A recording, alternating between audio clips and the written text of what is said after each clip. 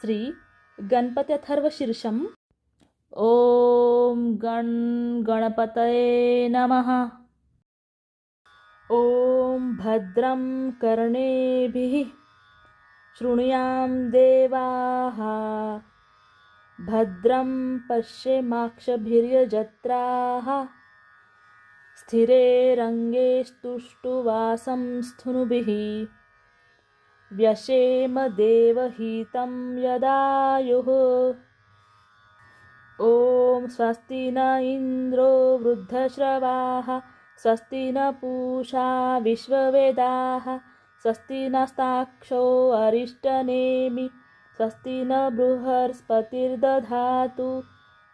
ॐ शान्ति शान्ति शान्ति। ॐ नमस्ते गणपतये, त्वमेव प्रत्यक्षं तत्त्वमसि, त्वमेव केवलं कर्तासि, त्वमेव केवलं धर्तासि, त्वमेव केवलं हर्तासि, त्वमेव सर्वं खल्विदं ब्रह्मासि, त्वं साक्षाद्मासि नित्यं, वृत्तं वच्मि सत्यं वच्मि, अवत्वं माम् अववक्तारम् अवश्रोतारम् अवदातारम् अवधातारम् अवानुचानमवशिष्यम् अवपश्चातात् अवपुरस्तात् अवतोरत्तात् अवदक्षिणातात् अवचोर्ध्वातात् अवधरातात् सर्वतो मां पाहि पाहि समन्तात्। त्वं वाङ्मयस्त्वं चिन्मयः, त्वमानन्दमयस्त्वं ब्रह्ममयः, त्वं सच्चिदानन्दद्वितीयोऽसि, त्वं प्रत्यक्षं ब्रह्मासि, त्वं ज्ञानमयो विज्ञानमयोऽसि। सर्वं जगदिदं त्वतो जायते, सर्वं जगदिदं तत्त्वस्थिष्ठति, सर्वं जगदिदं त्वये लयमेष्यति, सर्वं जगदिदं त्वये प्रत्येति।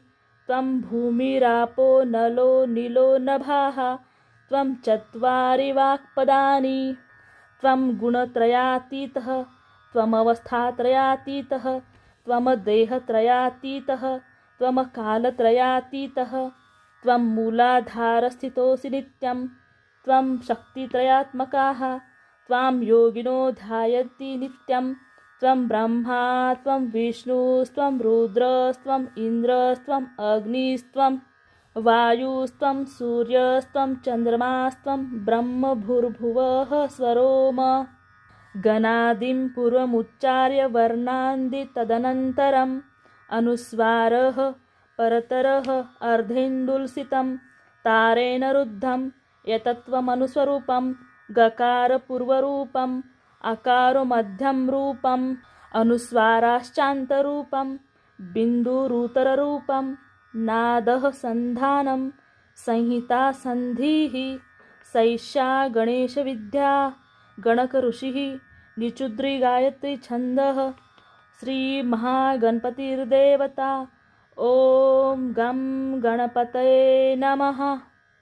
एकदन्ताय विद्महे वक्रतुण्डाय धीमहि तन्नो दन्ती प्रचोदयात्।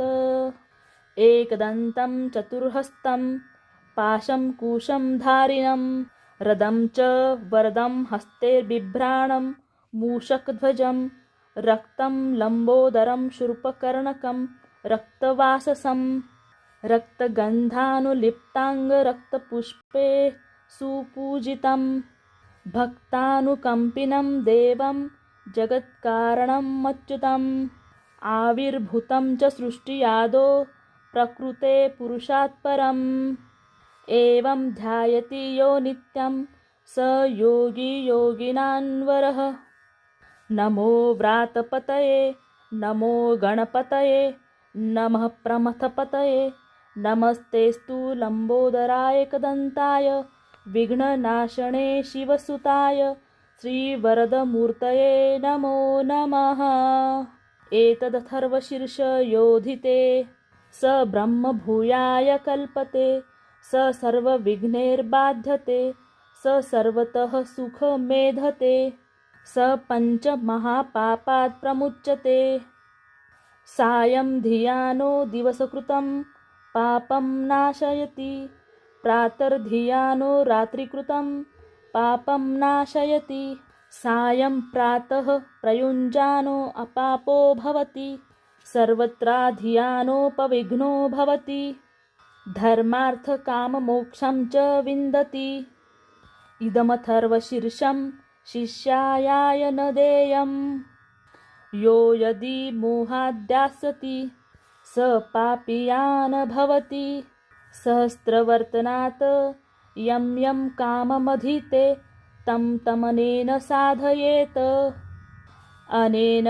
गणपतिभिषञ्चति स वाग्मी भवति चतुर्थ्यामणशृण जपति स विद्यावान् भवति इत्यथर्वणवाक्यं ब्रह्माद्या वर्णं विद्यात् न बिभेति कदाचनेति यो दुर्वाङ्कुरैर्यजति स वैश्रवणोपमो भवति यो लाजैर्यजति स यशोयवान् भवति स मेधावान् भवति यो मोदकसहस्रेण यजति स वाञ्छितफलं वाप्नोति यं साज्यसमिर्धिर्यजति सं सर्वं लभते स सर्वं लभते अष्टो ब्राह्मणान् सम्यग्राहीत्वा सूर्यवर्चस्वी भवति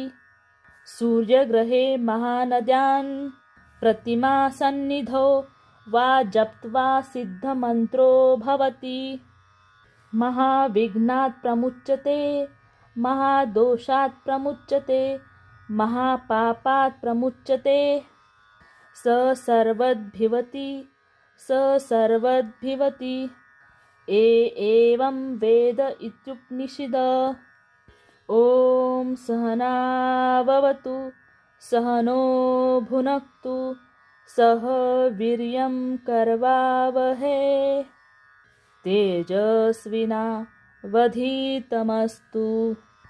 मा विद्विषावहै